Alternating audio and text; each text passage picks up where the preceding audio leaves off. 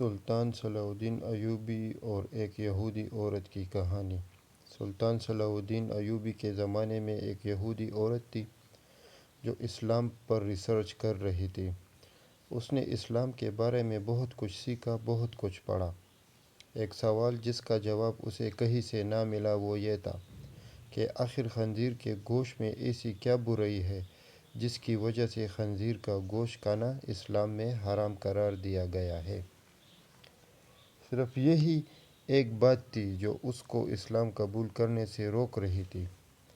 اپنے سوال کا جواب حاصل کرنے کے لیے وہ سلطان صلاح الدین ایوبی کے دربار میں پہنچ گئی اور عرض کیا، سلطان معظم، میں نے اسلام کے بارے میں بہت کچھ پڑھا ہے اور بہت کچھ سیکھا ہے، حتیٰ کہ میں نے اس جگہ پر کھڑی ہوئی ہوں کہ اسلام قبول کر لوں، لیکن ایک بات ہے جو مجھے اسلام قبول کرنے سے روک رہی ہے، اور وہ بات یہ ہے کہ اسلام خنزیر کا گوشت کھانے سے کیوں منع کرتا ہے۔ اسلام نے جس چیز کے بارے میں منع کیا ہے وہاں اس کی دلیل ملی ہے، لیکن خنزیر کا گوشت حرام ہونے کی کیا وجہ ہے اس بارے میں مجھے ابھی تک کوئی مضبوط دلیل نہیں ملی۔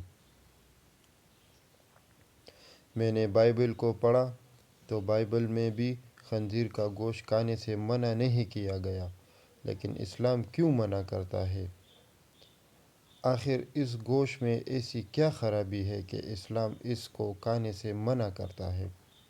سلطان صلاح الدین ایوبی نے اپنے ایک مشیر کو حکم دیا کہ بائبل کی وہ کتاب میرے پاس لے آؤ جو اپنی اصلی حالت میں موجود ہے۔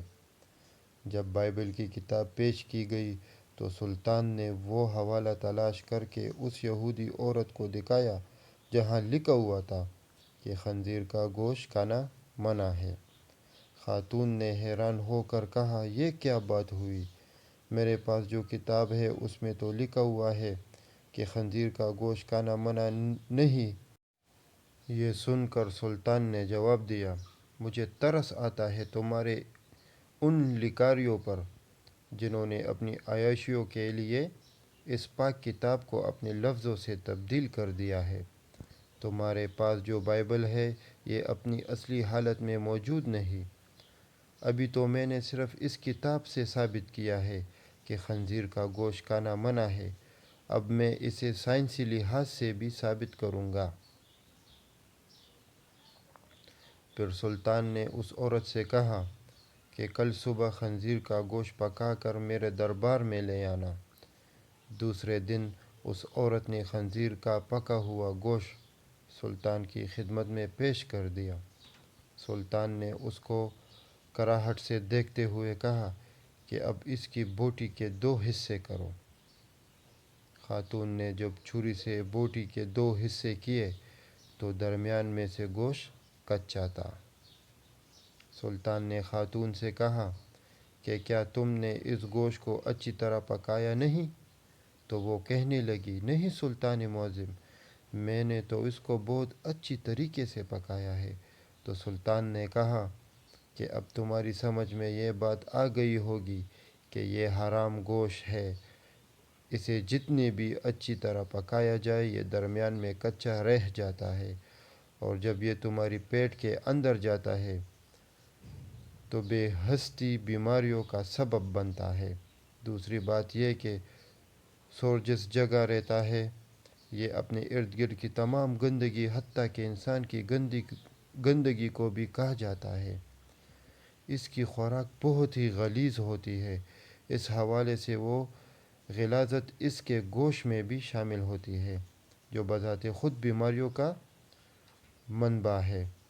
تیسری بات کہ جب سور کی مادہ کسی سور کے ساتھ جنسی تعلقات قائم کرتی ہے تو یہ اسے دیکھ کر خوش ہوتا ہے اور فخر محسوس کرتا ہے، اور یہ بے غیرتی کی خصلت اس کے گوشت میں بھی پائی جاتی ہے، اور اس کا گوشت کھانے والا بھی انہی صفات کا حامل ہوتا ہے کہ اپنی عورتوں کو دوسرے کے حوالے کر کے خوش ہوتا ہے اور فخر محسوس کرتا ہے۔ یہ واحد جانور ہے جس میں اتنی غلاظت و بے شرمی بھری ہوئی ہے جب آپ ایسے جانور کا گوشت کھائیں گے جس کی بنیاد غلاظت سے بری ہوئی ہے تو وہ آپ کو کیا فائدہ دے گا؟ یہ بات سن کر وہ یہودی عورت سلطان صلاح الدین ایوبی کے سامنے جھک گئی اور کہا کہ سلطان معظم، اب آپ ہی مجھے کلمہ پڑھائے۔